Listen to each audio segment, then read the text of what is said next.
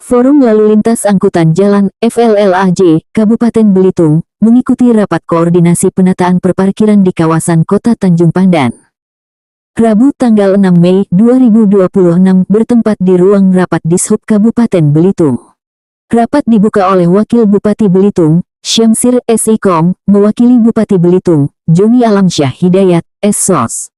Rapat koordinasi lintas sektor ini dihadiri oleh seluruh anggota Forum Lalu Lintas Angkutan Jalan Kabupaten Belitung dan non-anggota Forum Lalu Lintas Angkutan Jalan. Rapat koordinasi tentang penataan perparkiran kawasan Kota Tanjung Pandan ini dilaksanakan dalam upaya mendukung penataan tata ruang Kota Tanjung Pandan yang tertib dan estetis untuk mengambil langkah-langkah strategis terkait penataan sistem perparkiran. Rapat koordinasi ini juga membahas rekayasa jalan terhadap kegiatan rehab jembatan Siburik.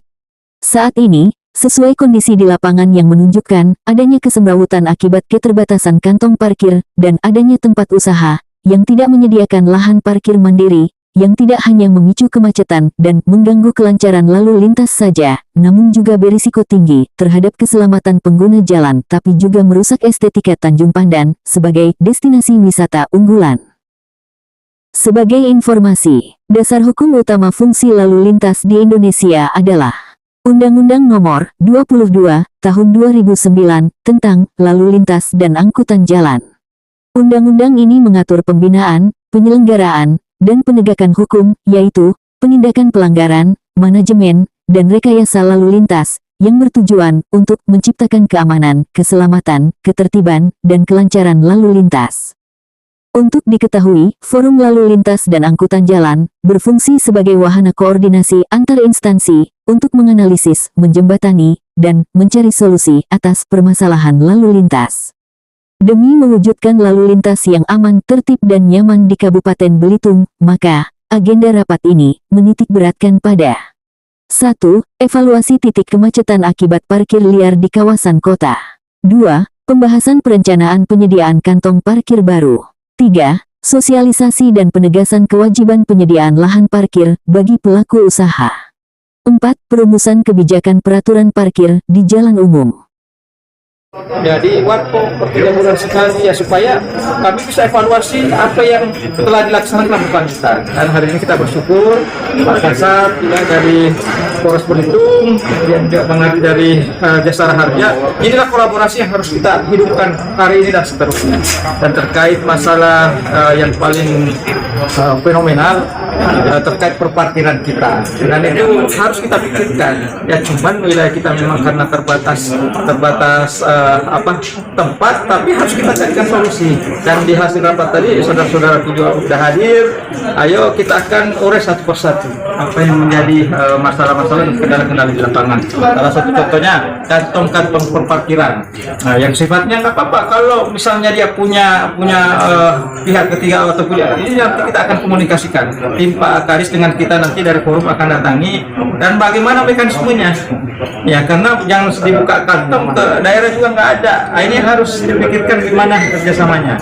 Ya kemudian juga pengaturannya. Intinya di saat nanti temuan di lapangan semua di perencanaan. Ya di perencanaan dan tim OPD akan bantu kita. Ya, yang mana yang berpengaruh. Nah, itulah. Kalau tahap awal kan mungkin lihat kondisi parkir.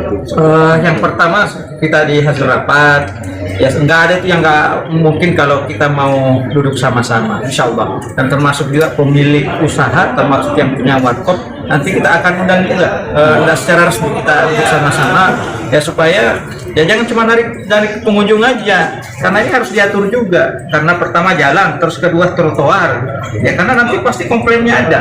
Kalau untuk kantongan parkir potensi kan dia.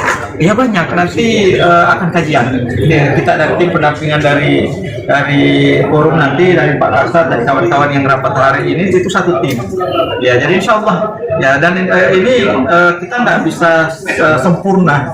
Jadi ini berkelanjutan. Misalnya di Sriwijaya kita turun dulu yang mana bisa, kemudian pengaturannya bisa sesuai dengan ketentuan perundang-undangan. Kemudian juga saya sampaikan yang nggak boleh lagi, karena di saat ada apa-apa Pak Kadis yang kena masuk terus, padahal itu jalan provinsi.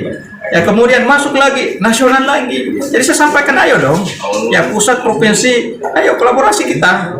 Ya kalau misalnya ada anggaran untuk rambu-rambunya, bantu kita. Ya biar kami dari kabupaten juga bisa bantu ya supaya ya cantik. Kemudian juga rambu-rambunya juga berkelanjutan. Dan nanti Pak Kasat juga ya tinggal nggak terlalu mengayomi kita dari utamanya dari keselamatan dan penindakan juga dari waktu ke waktu dia akan kecil. Mungkin itu saja.